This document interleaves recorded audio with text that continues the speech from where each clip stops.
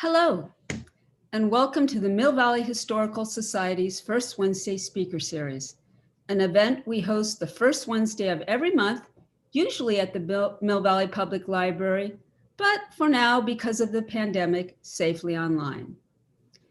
My name is Deborah Schwartz, and I'm on the board of directors for the Mill Valley Historical Society, in charge of the First Wednesday Speaker Series and the Oral History Program. With us tonight is historian and author Lynn Downey, and her talk is titled Arequipa Sanatorium, Life in California's Lung Resort for Women. But before we begin, I want to say to all of our members out there in the audience, thank you for your support.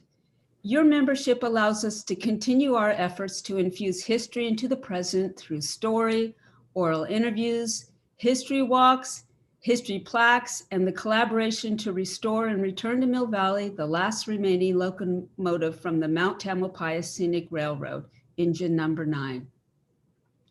For those of you who are not yet members, please join us. Membership ensures that you will be alerted to future talks such as tonight's. You'll get information about our annual Walk into History. You'll receive Chuck Oldenburg's charming Mill Valley History Vignettes via email, and you'll be updated on other historical events in our town and nearby. Membership to the Mill Valley Historical Society is extremely affordable and just a click away on our website. We feel very fortunate indeed to be partnered with the Mill Valley Public Library, and we are thankful to continue our speaker series in this safe and accessible format. You can't see her, but helping to manage this event is history librarian Natalie Snoyman. As always, Natalie, we thank you for your help. I love libraries. They give so much, yet ask so little. For example, did you know that the San Rafael Library has a new grant service called Zip Books? Zip Books is a way for customers to request books that are not available in our Marin catalog. This item is free and shipped directly to you from Amazon. Just go to the San Rafael Library website, select services, select Zip Books, and then submit the name of the desired book title and author. And when you're done with the book, just drop it off at the San Rafael Library to officially initiate into the program so you can order again. Now, for those of you unfamiliar with Zoom meetings and webinars, here's a brief tutorial on how things work.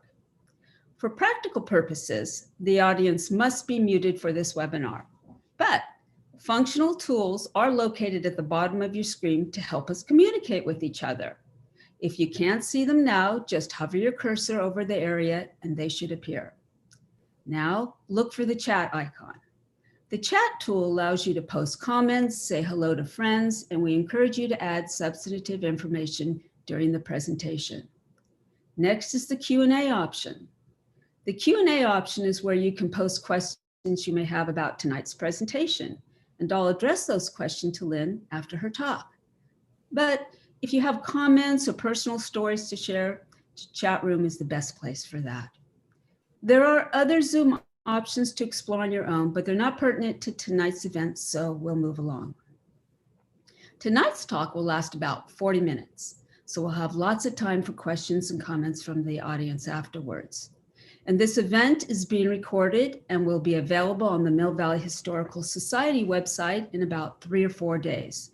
You just go to the website, click events, select First Wednesday Lecture Series, and that's where you'll find tonight's recording, as well as recordings from many of our past talks. Lynn Downey's book, Arequipa Sanatorium, Life in California's Lung Resort, is much more than a discussion about TB. Through her lens of tuberculosis, we come to know a vital part of the Bay Area history, when the intention of some people who were involved in charity and philanthropy was, and I quote Lynn here, to move society in the right direction, to look unpleasantness in the eye instead of looking away, and to feel your life counts for something beyond your own home life or your balance sheet. In this book, you learn about women's place in the economics of mass production and how women's work, housing, and personal responsibilities made them particularly vulnerable to TB and less apt to get treatment. We learn about Dr. Philip King Brown, the son of Mrs. Dr. Brown, as female MDs were referred to back then, Mrs. Doctor. Her first name was Charlotte, and she was one of San Francisco's first female medical practitioners. A remarkable woman whose legacy continued in her son's effort to create a TB clinic built to educate and care for women. His was a sanctuary of rest and recovery, largely financed by women, managed by women, and staffed with women. It's so interesting to read about the personal lives of patients while also connecting with their daily existence at Arequipa. As I said, it's a remarkable book, and I highly recommend it. Lynn Downey is a historian, author, and California native. Her great-grandparents moved to Sonoma in 1912, but Lynn was raised in Marin at a time before fences, so cows might wander into your yard. She attended Terra Linda High.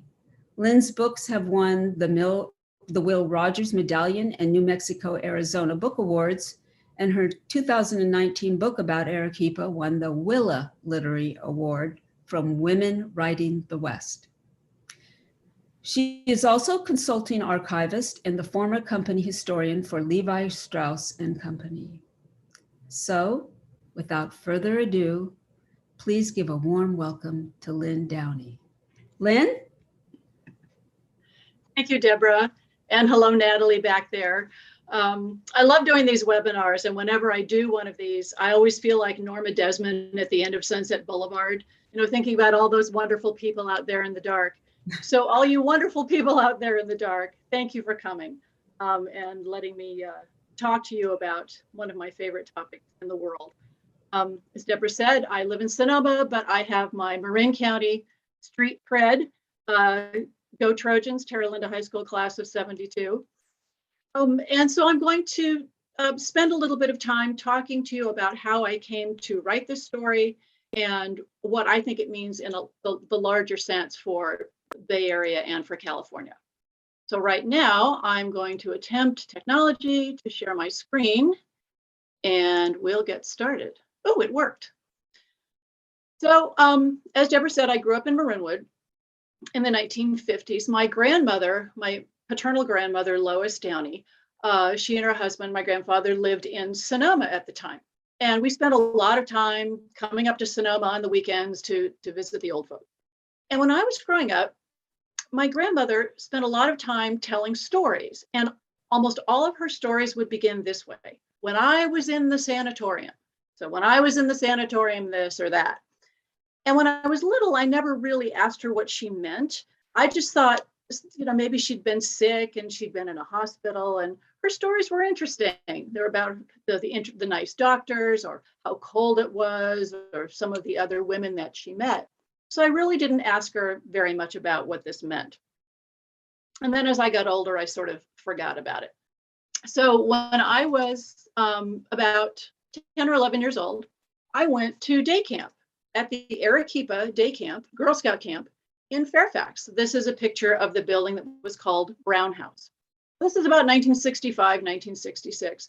And I was really intrigued by this old building. It was brown shingled and it had these big long hallways and strange equipment built into the walls. And I was sort of a budding historian when I was a little kid. And this building really intrigued me. And I was running around with all the other screaming girls and everybody, we were all trying to figure out what this was. And one girl said she thought it had been an insane asylum and, who knows. They didn't really tell us very much about the building, but I really enjoyed being inside of it. So as I got older, as I said, my grandmother stopped telling all of her stories. And then in the 1980s, she started telling them again, because as the AIDS epidemic exploded in this country, so did a resurgence of tuberculosis. And then one day she mentioned this sanatorium. And I finally sat her down and I said, Grandma, what do you mean? What sanatorium? And she said, well, dear, in 1927, when your father was 2 years old, I had tuberculosis. And Dr. Philip King Brown sent me to Arequipa, where I got better. What? The Girl Scout camp? That's the only thing I knew that Arequipa meant. And so she finally told me that the place where I had been a Girl Scout and where I was running around in the hallway had been a kind of hospital, a sanatorium, where she had lived for almost a year and a half when she had a deadly disease, and my father was just 2 years old. Well, I was fascinated by this. By this time, I had decided to make history my profession, and I had to find out more about this. So the first thing I did was sit my grandmother down and interview her on cassette tape. It was 1983. And we talked for about 2 hours, and I got her entire story. And she gave me lots of clues about how else I could find out more about Arequipa. So I decided, since it was the Girl Scouts owned the property, a friend of mine who was also a historian suggested that I contact the Girl Scouts to find out more information about the place. So I called the Girl Scout Council, and they told me to call the site manager on the property, whose name was Happy Stanton.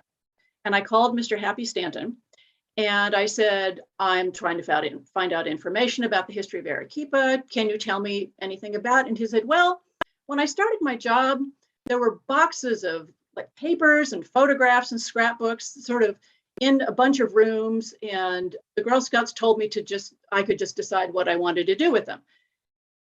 And as my heart fell to my shoes, he then said, it all looked really important to me, so I saved it all. And Happy Stanton had saved every scrap of what turned out to be the entire archive of the Arequipa Sanatorium and put them in a shed where they were safe. So I made a trip to go take a look. I got permission from the Girl Scouts to take everything home and organize and clean it up. And all of the archives are now at the University of California at Berkeley in the Bancroft Library, where they're safe for other people to use. So that was really the very beginning. So I had to find out more about this place. And the first thing I had to learn about was, who is this Philip King Brown guy, this Dr. Philip King Brown?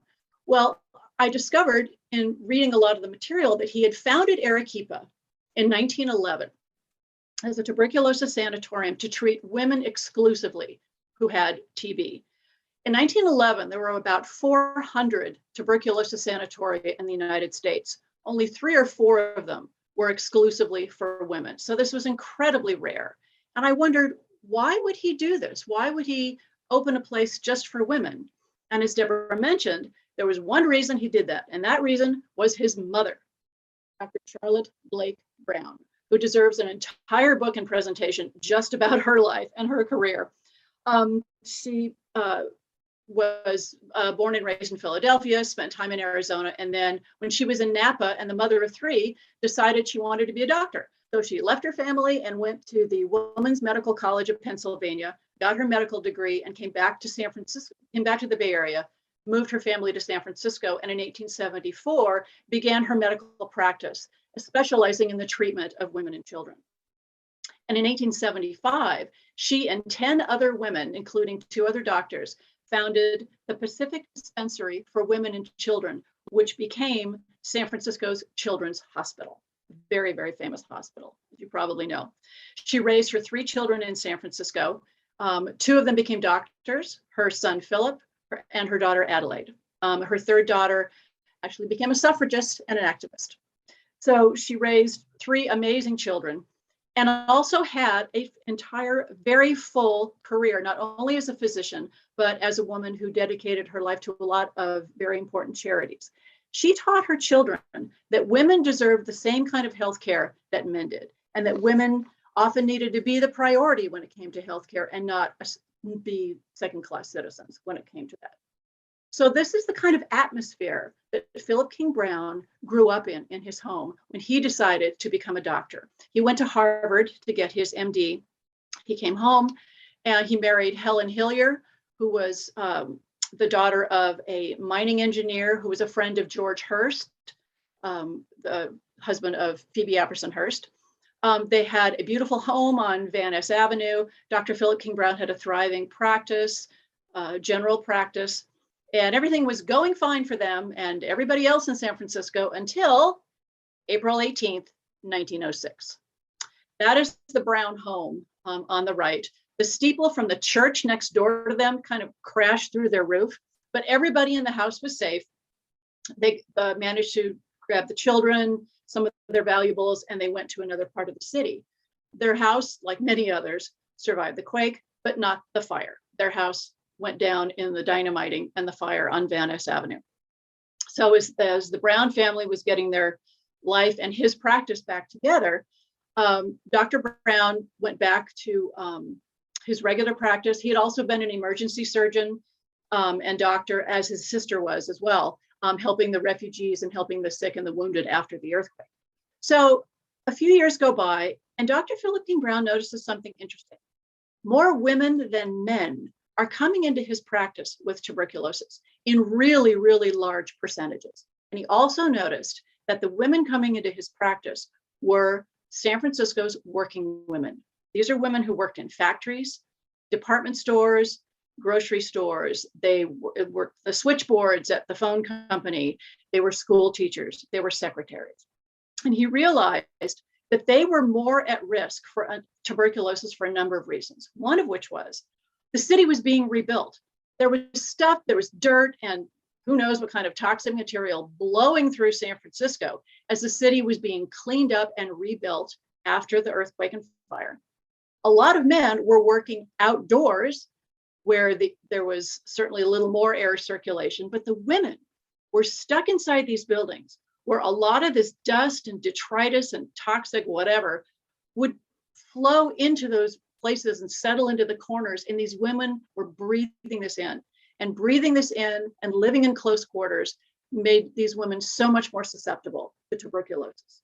As working women as well, they did not always have the best home conditions, the best diet, or the best medical care. So they were incredibly vulnerable. Now, tuberculosis really arose in San Francisco after the earthquake and fire. These are specially built tuberculosis wards at San Francisco General Hospital around 1910. And Dr. Brown knew that throwing all these women into these wards, which were crowded, would really not help a lot of these women get over tuberculosis, because here's how you get it. Tuberculosis is spread by respiratory droplets in close quarters, especially among people who have underlying health conditions. Sounds familiar, doesn't it? The only solution and the only cure available at this time to actually give yourself a chance to recover from tuberculosis was to go to a place called a sanatorium. Now, there were a few by 1910. Well, there were a few hundred by 1910, 1911, but there weren't very many in California, which is odd because so many people came to California and to other dry places like Arizona because the air was supposed to be better for them. And if you breathe, the better air of California or Colorado or Arizona, it would help you get over TB. And breathing good air was the point. But if you're in a sanatorium, you're in a medically created place where you're getting the best of care as well as air circulation. The first sanatoria were created in the 1880s by Dr. Edward Livingston Trudeau in the Adirondacks, who had discovered when he got TB himself that if he isolated himself and rested and just breathed really fresh air, he found that he would get better. And if he made sure that he took care of himself, what we now know is that he took care of his immune system, he was able to stay temporarily cured or recovered. No one ever got cured of tuberculosis, because what happens is TB is a bacterium, the bacteria. It gets into the lungs through those respiratory droplets. And then it spreads out through the lungs. It keeps the body from being able to process oxygen, and the lungs start to look like Swiss cheese, and then you can't breathe, and then you die. What the sanatorium cure was called the rest cure. You laid in bed for a really long time in rooms that had air circulation, usually just screens for windows, no glass, but circulating air. You ate a lot of really good food because tuberculosis caused vast wasting weight loss. And when you lie in rest and you take care of yourself this way, something called macrophages grow around the bacteria in the lungs and wall them off so they stop infecting your body. And it's like having this sort of force field around the bacteria. And as your immune system gets stronger, these macrophages stay and keep the infection from spreading. So you're always apparently cured from tuberculosis. And as long as you take care of yourself, after you've had this sanatorium cure, this rest cure, you are able to live pretty much a normal life. So in 1910, there were about 135 deaths per 100,000 people from tuberculosis. And that's a big number. So Dr. Brown knew that the women of San Francisco and the Bay Area were not going to get better in these TB wards. He had to open his own sanatorium. So what do you need when you want to build a big new building, a big new medical building? You need money.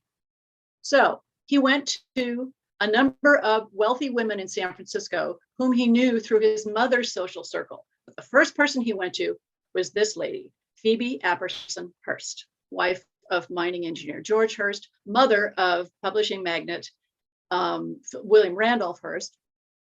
She also happened to be the mentor of Dr. Philip King Brown's wife, Helen. She was almost the adopted daughter of Phoebe Apperson Hearst. So Dr. Brown called her Aunt Phoebe. And he went to her. She also introduced him to a number of other women. And these women who wanted to affect change in the city, but couldn't do it through their own activity, could often do it through giving money.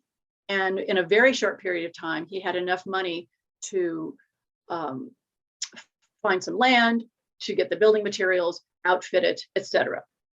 Now, when it came to land, he actually had a very good friend named Elizabeth Ashe, who was a nurse in San Francisco, who knew a man that Marin County people probably know.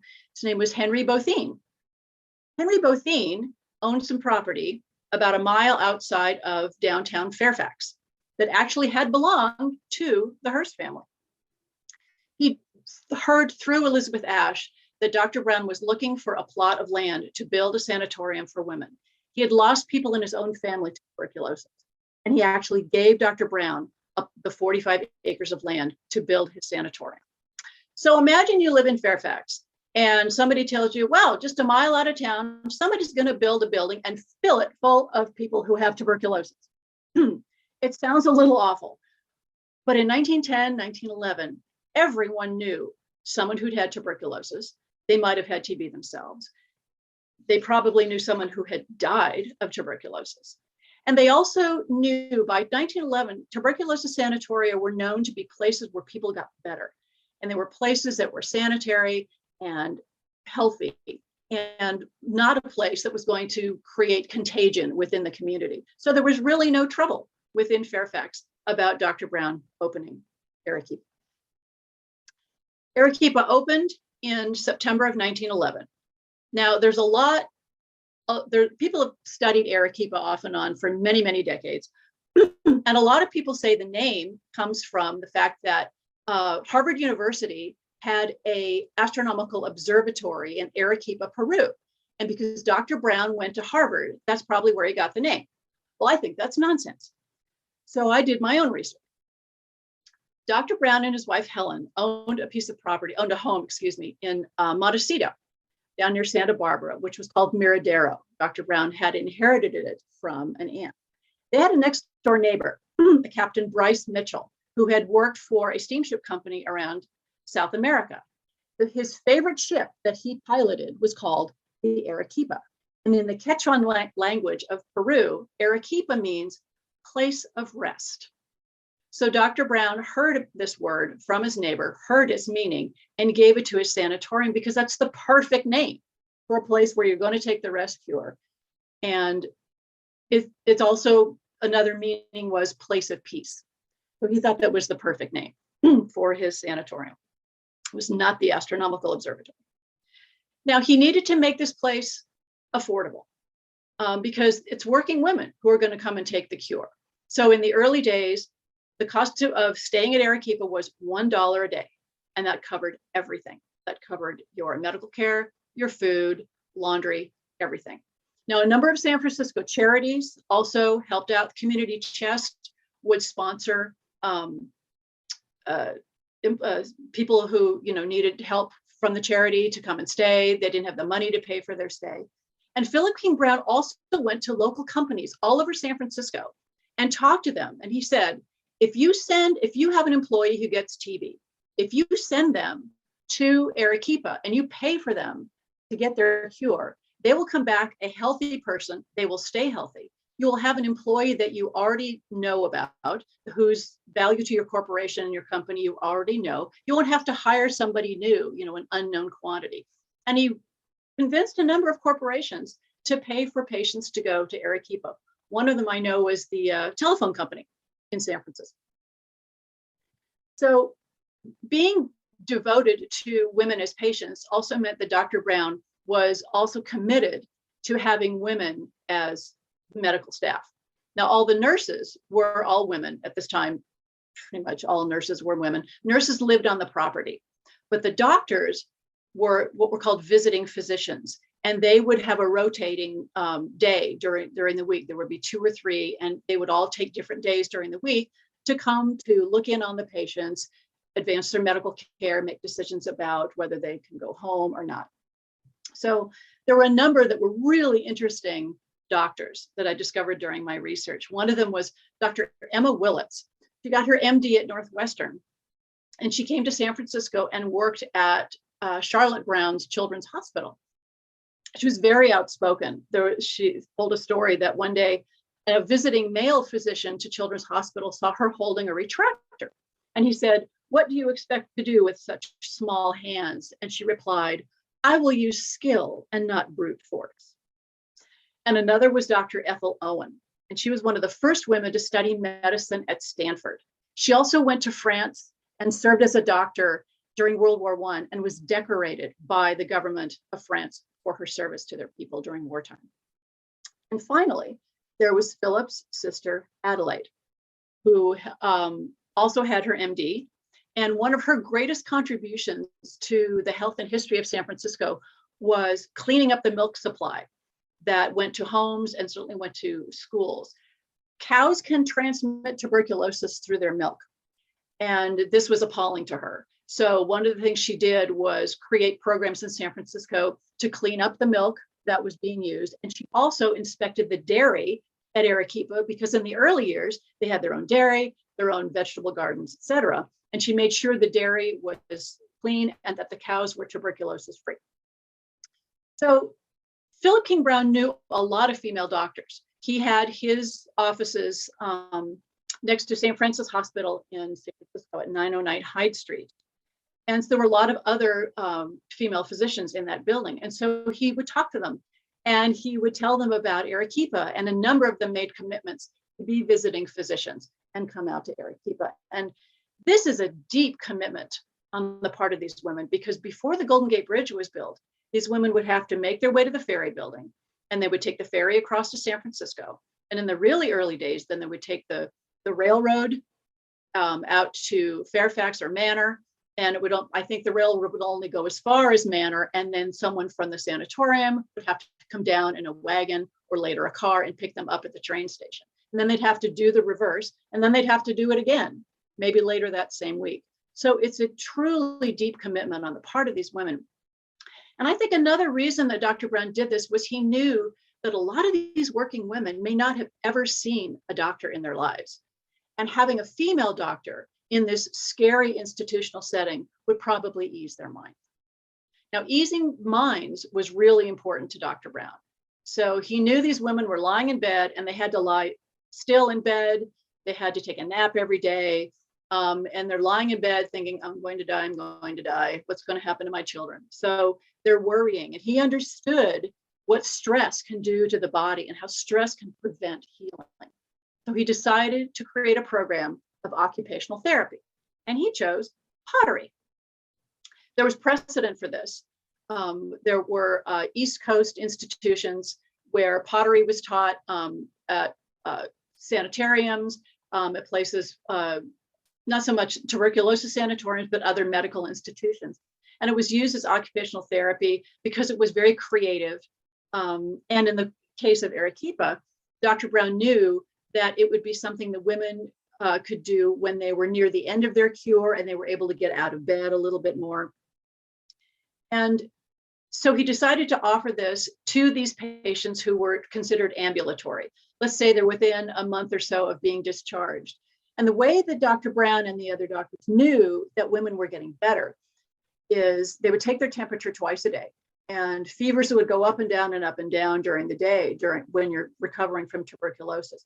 But days and days and days of fever, no fever, weight gain, and as we'll discuss later, clear x-rays meant that these women were getting what they needed from the rest cure, and they were on their way to going home. But they still were probably even more agitated because they were ready to go home and they needed something to occupy their hands. So what he did was he worked with 3 really famous American ceramists to come in and teach the women pottery making. And they made, as you can see here, they made vases, they made bowls of varying sizes, and he created a pottery shed on the property so that they could work in this building, which was screened. It had no glass on the windows, which, by the way, was the same in the sanatorium building. They had huge windows, and it was nothing but screens because it was important to have that fresh air. The other thing he did was he went into San Francisco and he talked to really big department stores like the Emporium, the White House, Nathan Dorman, the Paul Elder Bookshop, a very important arts and crafts period bookshop. And they arranged to sell the women's pottery in their shops. Excuse me. So that way, the women were not only taking their cure into their own hands through art, the money they made selling their pottery would help pay the expenses of their stay. This is a full understanding of the mind-body link and understanding the importance of art in healing and health. And I find that truly remarkable. So Dr. Brown wanted to get the word out as much as he could, and the sanatorium took a booth at the Panama Pacific International Exposition in San Francisco in 1950. This is a wonderful photo of the booth. Recovered patients who were very good at the pottery, demonstrated pottery making. There was pottery for sale there in the booth. And Dr. Brown had put up a chart showing the cure rates of women who did pottery over the ones who did not do the pottery.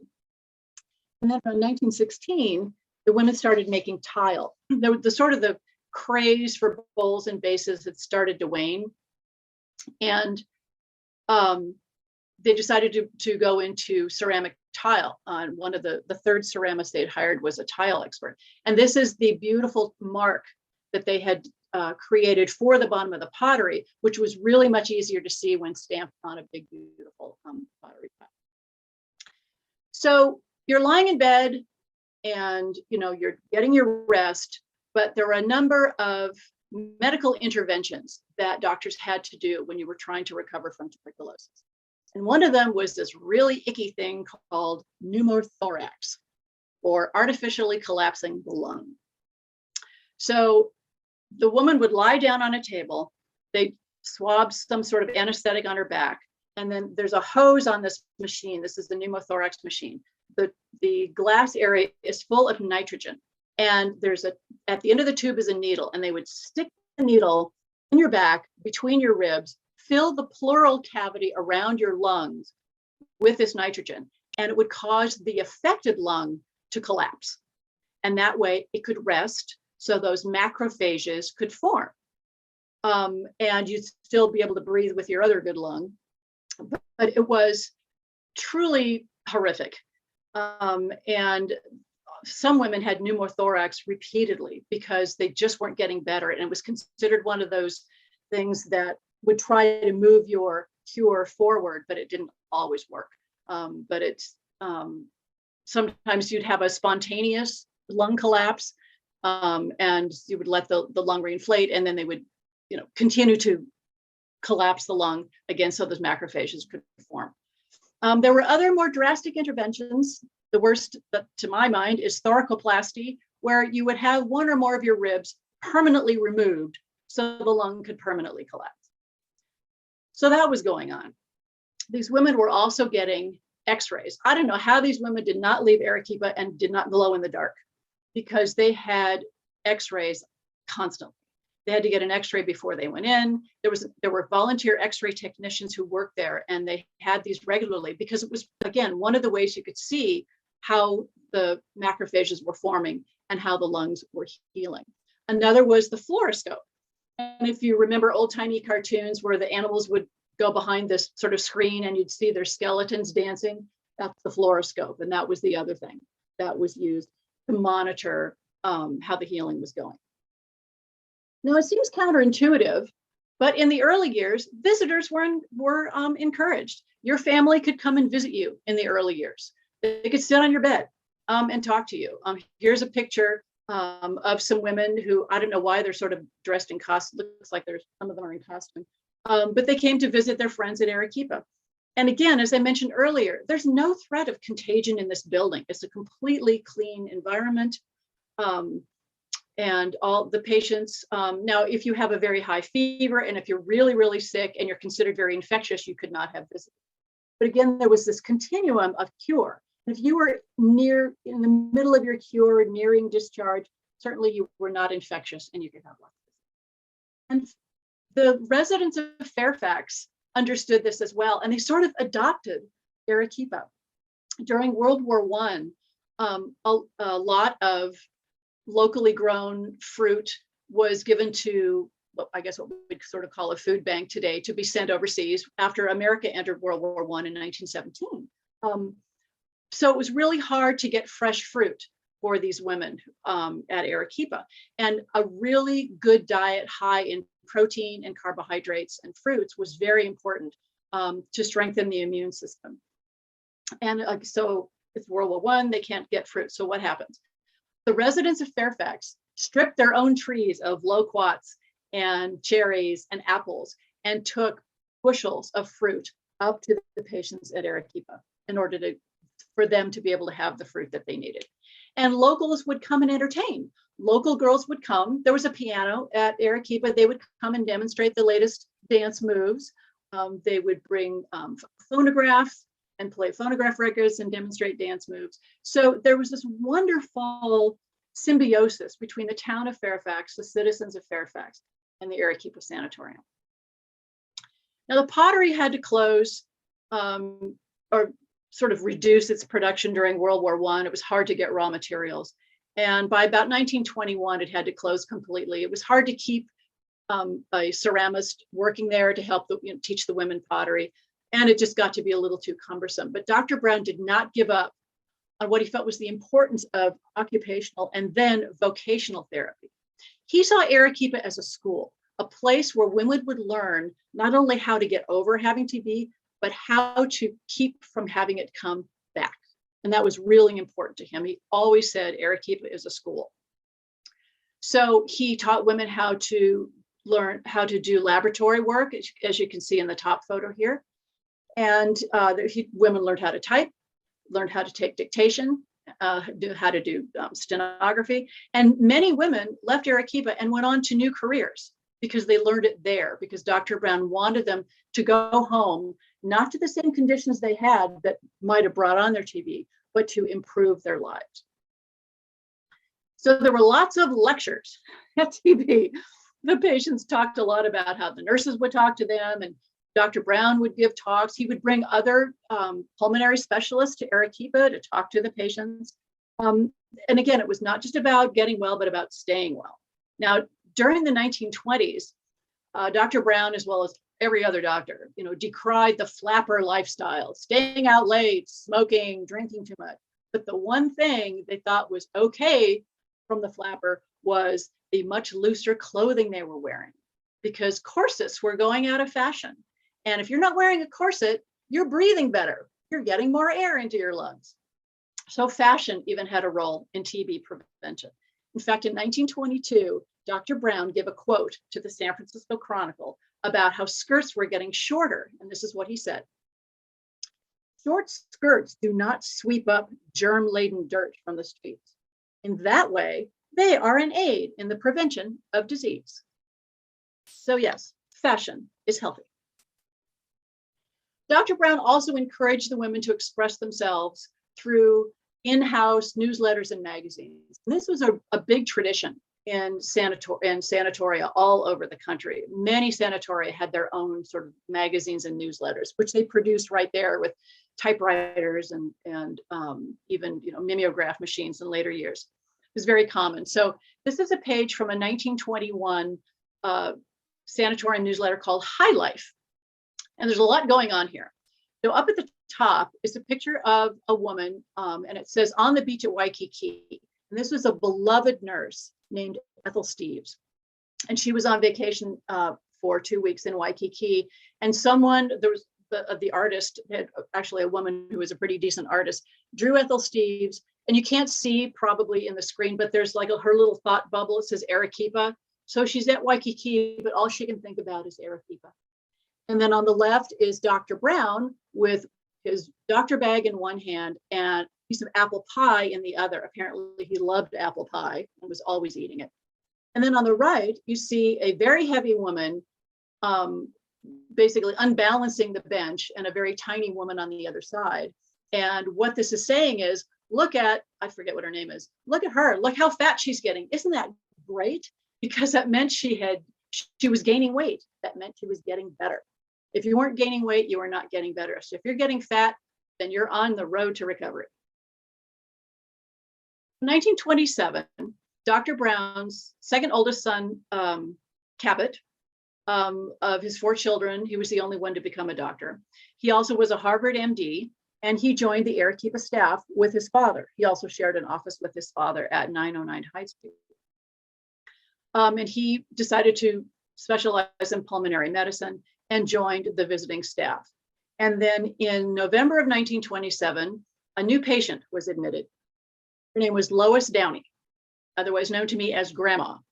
Here she is pictured at her home in Sonoma in 1927 with my future father, age around 2, right next to her. She developed tuberculosis in November of 1927.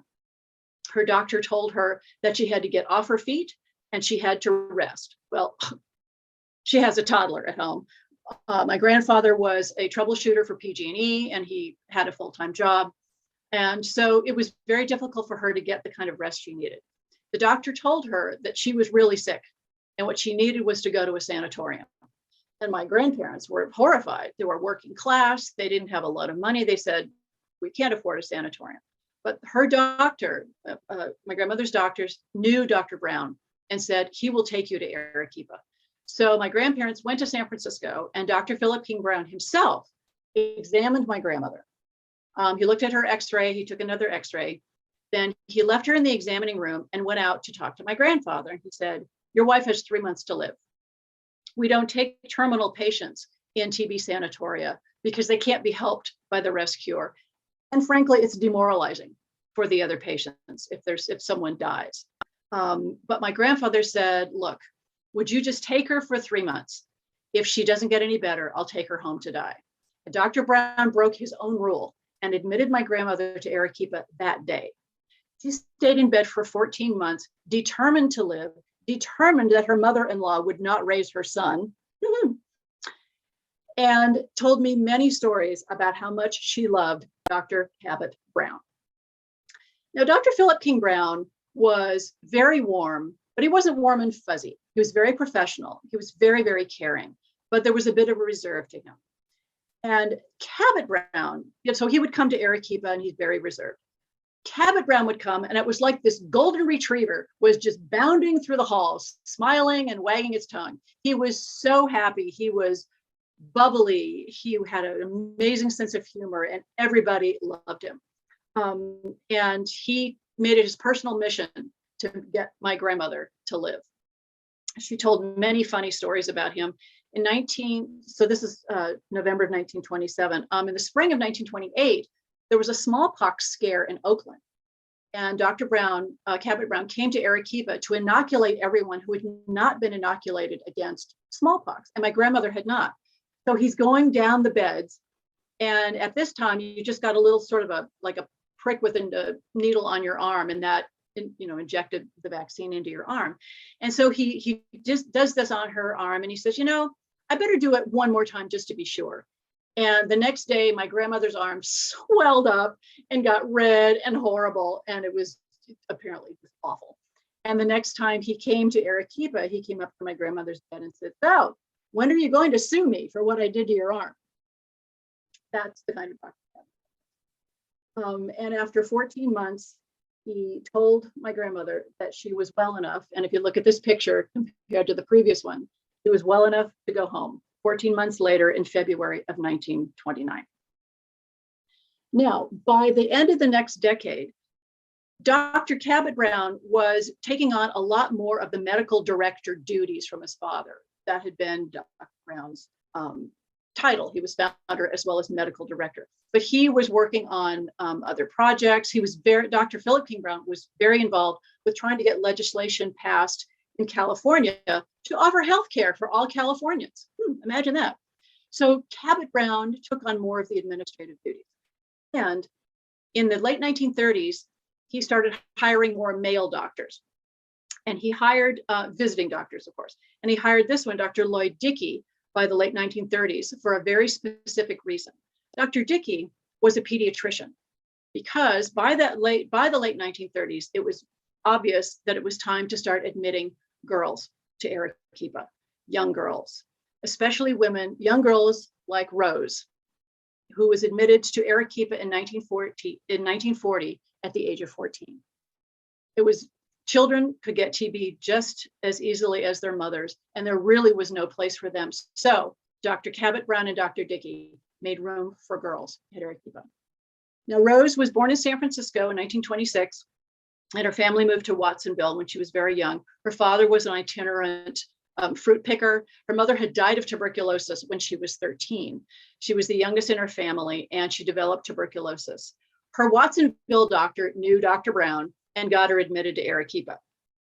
And this is after just a few days after she had been admitted. Every picture of Rose, she's smiling. And she was also as deeply sick as my grandmother had been. And Dr. Cabot Brown and the others who worked there also made a campaign to make sure Rose was going to live. Now, Rose's story shows another part of the story that is amazing. I call this United Nation photo. This is a collection of many of the young women that Rose became friends with when she was at Arequipa. And you'll note that there are a number of women of color in this photograph. There was no racial discrimination at Arequipa. In this photo are Asian, Caucasian, and Latinx women, young women. Anybody who needed treatment, no matter what their race, they could get that treatment at Arequipa. I did a lot of study of the admitting procedures for other sanatoria, and many of them throughout the country very blatantly said for whites only, and that was never the case at Arequipa. So Rose, who is second from right in the back in this photograph, stayed at Arequipa for 7 years. That's how sick she was. She was ready to go home, but she didn't have a home to go to. Her father was still itinerant. All of her siblings were married and scattered. So Dr. Cabot Brown gave her a room and a bed and a job at Arequipa. And she stayed for another 2 years until she was really ready to go out into the world. She swept the floors. She learned the telephone switchboard system. She learned how to do laboratory technology and analyze the sputum, what they coughed up, to be analyzed for bacteria. She left and actually went to the peninsula and worked at another tuberculosis sanatorium in the office and worked for a doctor there. She then left that place. She married, worked in government service for many, many years, and then moved to Washington, D.C., worked for the Small Business Administration. I met Rose through a series of coincidences that will take too long to explain, which also include my meeting descendants of Dr. Philip King Brown. And Rose and I started talking on the phone as I was finishing my manuscript, and I managed to get her story into my book. And in August of 2018, I also got to go to Washington to meet her. This is Rose in 2018. She was amazing. She came to the door. Her lipstick matched the pink of the flowers on her shirt. And we were constant telephone companions until she passed away in January of 2021 at the age of 94. And I miss her every day, like having my grandmother back. And it was such an honor for me to be able to put her story into my book. And I'm really, really happy about that. So Dr. Philip King Brown himself died in 1940, and Cabot fully took over as medical director at Arequipa. And he started instituting some changes. He made Arequipa less of a home-like atmosphere where you could come and visit, and you could, go sit out on the balcony with a book if you felt like it. And it became much more hospital-like and more regimented. In the 1950s, or late 1940s and early 1950s, think places like teeny tiny towns all over California, you had the opportunity to get a chest x-ray through these mobile TB units that would come to your town. You'll see the names of some of these small towns here on this slide. You could get a quick diagnosis. You could get yourself sanatorium treatment if you needed it. But something else was happening at the same time, and that was the development of streptomycin. Now, doctors for years had tried to try to see what drugs might kill the bacterium, the tuberculosis bacterium, tubercle bacillus, and nothing worked until streptomycin was synthesized, I think in 1944. It was administered to an Arequipa patient for the first time in 1947. And there was another drug that had been developed in Scandinavia called PAS, which was also effective against TB. But doctors discovered that the body developed a resistance to both of these drugs very quickly. And if you didn't take care of yourself, you could get TB again.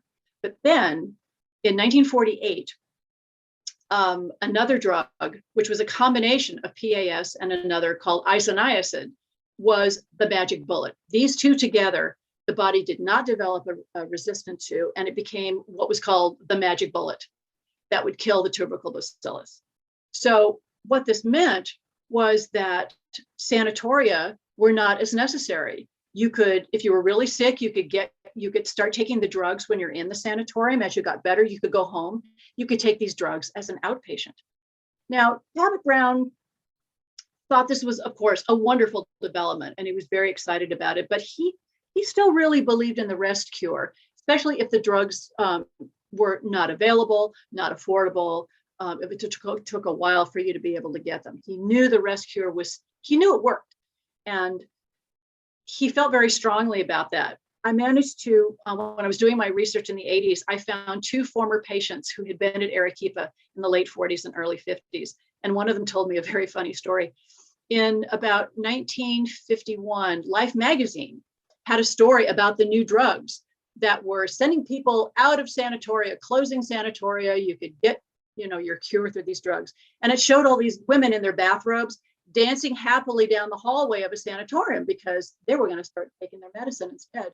So this patient showed this picture to Cabot Brown, and his comment was, if they were my patients, they would dance right back to bed. But he knew that this was the wave of the future, and he knew that Arequipa's days were numbered. Now, as this was happening, Arequipa needed a lot of upkeep, and a wonderful group of women in Marin County got together, called themselves Friends of Arequipa, and started holding huge fundraisers in order to raise money for Arequipa. There was a new kitchen, all kinds of other repairs, and the Friends of Arequipa group went on for quite a while. By the mid-1950s, there were only 8 deaths per 100,000, as opposed to 135 deaths in 1910. So that was real progress, and that was sanatorium cure, and of course, all of the new drugs. Admissions to Arequipa dwindled. There were just a few people. Dr. Brown found either another bed in a hospital for them, or sent them home with orders for getting their drugs as outpatients, and closed Arequipa in 1957. In 1960, the Girl Scouts took over the property, and it was a day camp, which is why I was there in 65 and 66 as a Girl Scout. Now, after I went to Arequipa and found all of the archival material in the shed and took it home to take care of it, I brought my grandmother back to Arequipa. This is 1983. We wandered the halls, and she walked straight in the door, turned a corner, walked over to a place and pointed at it and said, "That's where my bed was." And this was 50 years after she had been there. And she actually was a lot happier being there than she looks in this picture. It was quite a treat for her to be in the building. In this photograph, she is 79 years old. She was given 3 months to live in 1927, and she lived to be 102.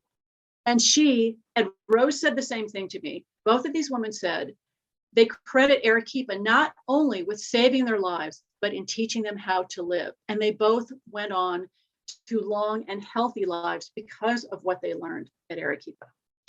Now, sadly, the building was torn down in 1984.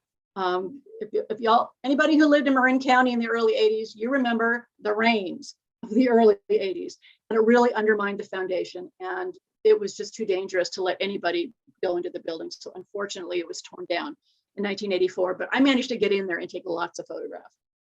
Many of them are with the archives at the Arequipa archives at the Bancroft Library. So Arequipa has been a real gift to me. It's been part of my entire life, from when I was a little girl, hearing my grandmother say when I was in the sanatorium. This place saved my grandmother's life, and she was an incredible influence on me and just important to me as a person and as a woman. But Arequipa's real gift was what Dr. Brown, Charlotte Brown, Dr. Philip King Brown, and Adelaide Brown gave to the working women of California and the Bay Area. Hundreds of vulnerable women survived tuberculosis because of Philip King Brown, I forgot Cabot, the Brown family, and their care for women, making women's health a priority. And that's a story that I feel so privileged to be able to tell. Now, when the Girl Scouts took over in 1960, there was a woman who was in their the Girl Scouts PR department, and she was also a freelancer for the Marin Independent Journal. And when the Girl Scouts opened Arequipa and took over, she wrote this paragraph in the Marin Journal, Marin Independent Journal. So 50 years later, the profile of Arequipa changes, but not the heart nor the intent. The early pioneers and patients returning now surely would see only progress in the program about to be launched at the site, a program designed to produce happy, healthy young women ready to take their place in the American scene. Thank you very much. What an inspirational topic, story, experience. Thank you. Well, I could go on forever, but I know we have a time limit. Yes, we do. I have a couple questions before we get into other questions. Sure. Or maybe actually one's a request. Can you explain the difference between sanatorium and sanitarium to our audience? They both have sort of the same Latin root. A sanatorium is a place where you go when you're sick and you need to recover from something. A sanitarium is more of kind of like a spa. Maybe you just need to dry out because you drink too much, or maybe you just have a nervous complaint and you need to rest. So sanatorium really was about disease, and sanitarium was more about just sort of getting you a little bit healthier. More Thank you. Thank you. Another question. There's lots of different names for TB. When you read novels and so on, there's what, consumption? Consumption. Captain of all the men of death. Yes. Any other names that you can say? Oh, really, consumption is the one that was around for a long time, because that's what happens to the body. You know, the bacilli would literally consume the lungs and the body from the inside out.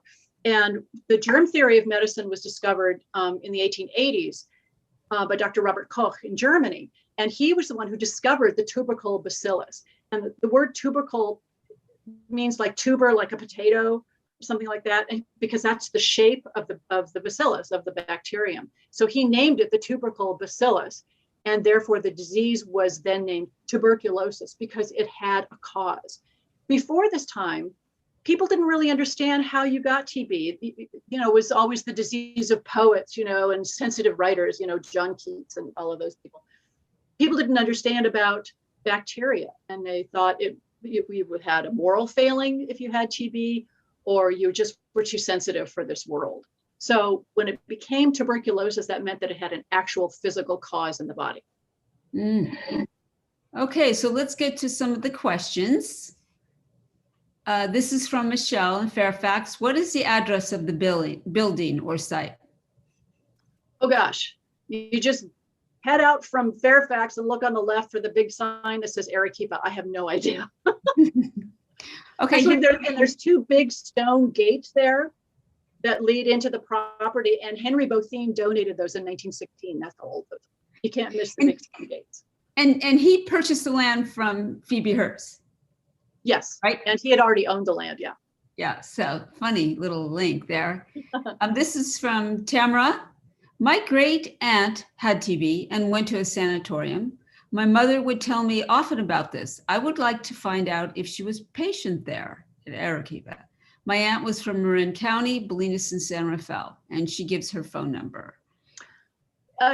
It's very likely she was at Arequipa. I will tell you that there are a few medical records in the archives, but not very many. And I don't know if they are open for viewing because they're sensitive medical materials. You'd have to ask the Bancroft Library about that.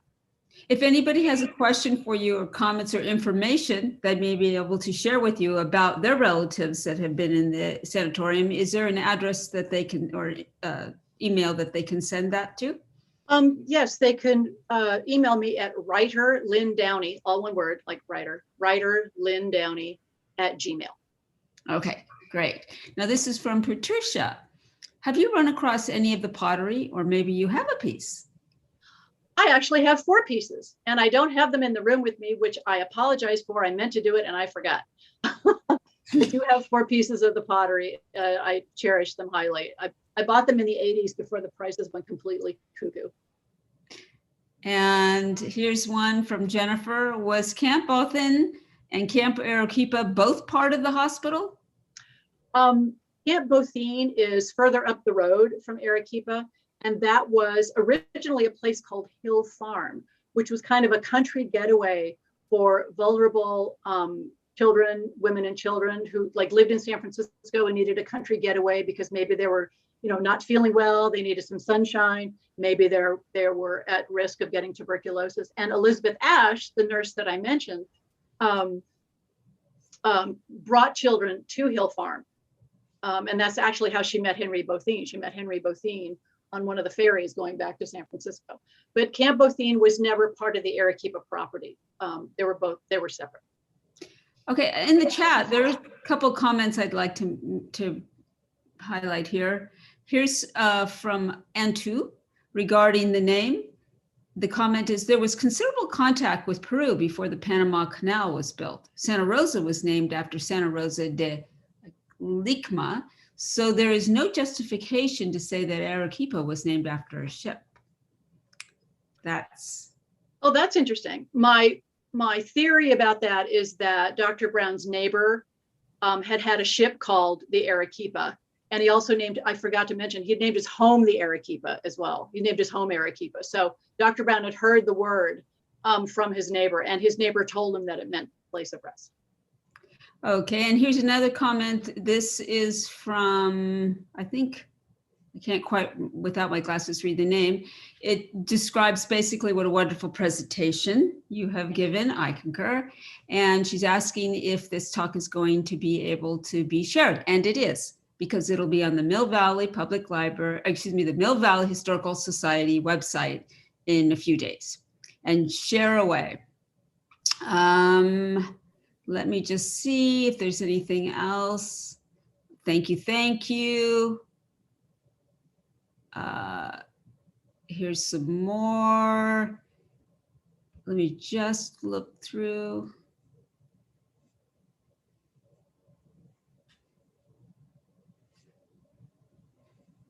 I have a question for you. Nothing else really to add in. What was the surprising result of writing this book? Was it unexpected result? What was unexpected to me is how many people, the number of times I've given talks about Arequipa, the number of people who've come up to me afterward and said, my grandmother was at Arequipa, my aunt was at Arequipa, my great-grandmother was a nurse.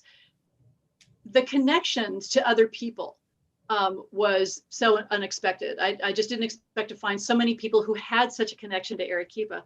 And certainly there were so many people, women, of course, who went there as Girl Scouts. And even, in the mid 60s when I was there.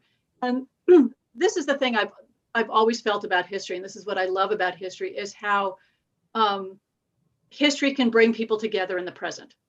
And whenever I talk to anyone who says, oh, my relative was at Arequipa and she remembers Dr. Owen or remembers Dr. Cabot Brown or whatever, that just makes the story even more wonderful for me and makes me feel even more privileged to have been able to tell that story.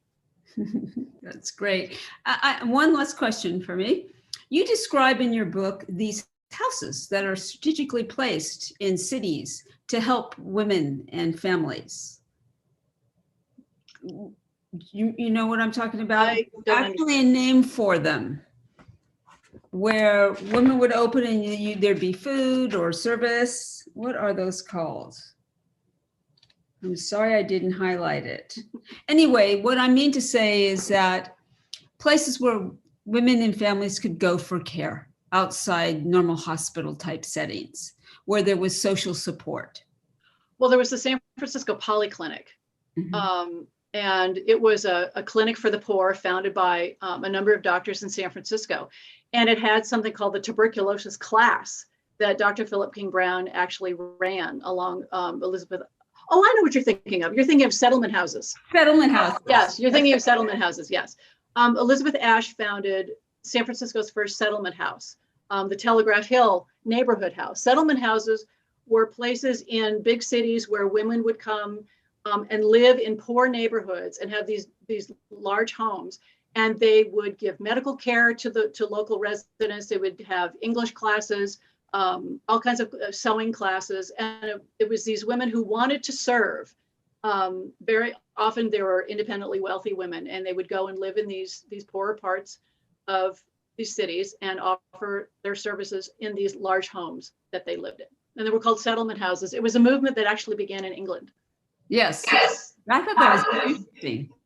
That was a really interesting story, settlement house history. Okay, I'm going to read the last comment and then we'll close. It says, well, actually two. This is so good to hear about this wonderful talk. Thank you, Lynn. Many memories as a Girl Scout in the early 70s. Great presentation. This is from Cheryl. And I would like to say that Carrie Lynn Stanton, wife of Happy Stanton, the man who saved the Arequipa archives, is in our audience. Hi, Carrie Lynn, I love you. Hi, Carrie Lynn. Thank you. Thank you, husband. Okay, I think that's it. We'll go on to close the show, but thank you very, very much. Finally, we get to hear this. You were scheduled for before the pandemic, recall? March of 2020. We were going to have a live presentation, and finally we get back to it. And I really appreciate you bringing me back. And thank you to all of you in the audience and everyone who such lovely things in the chat. It's just been an honor to be here. Thank you. And I recommend that people definitely buy this book. How can they buy this book? They can go to my website, lynndowney.com, and you can order it via PayPal on my website, or you can just send me an email at writer Lynn Downey, and I can give you instructions about sending me a check. Great. Okay, and so speaking of books, for those of you who've been enjoying our weekly email history vignettes composed by local historian Chuck Olenberg, you'll be pleased to hear that these vignettes have been bound into a new book called Mill Valley History Vignettes, Volume 2. It's a compilation of 152 of Chuck's most recent vignettes. Volume 2 makes a wonderful companion to Chuck's original book, Mill Valley History Vignettes, which continues to be available in our Mill Valley Historical Society bookstore. Also available in our bookstore is Adventures of Two Coast Miwok Children, written by my dear friend and fellow board member, Betty Girk. This beautiful book brings alive Marin County's Coast Miwok legacy as it explores the daily lives of a real boy and girl who lived in neighboring villages on San Francisco Bay in the late 1700s. The little boy in this story is named Tweek Musa, but he would grow up to be known as Chief Marin, Marin County's namesake. It's a precious and truly beautiful book and a great gift for children and adults. Thank you all for your interest and your patronage. I'm not sure about next month's talk. We just had a schedule change today, so I'm not sure we're going to have a March talk, but hopefully we will. And you can go to the Mill Valley Historical Society website for updates on that, and as well, we'll be publicizing. Thanks again to everybody for joining us this evening. And Lynn, this was great. Thank you. And be well, enjoy life, and that's a wrap. Good night. Thank you. Good night.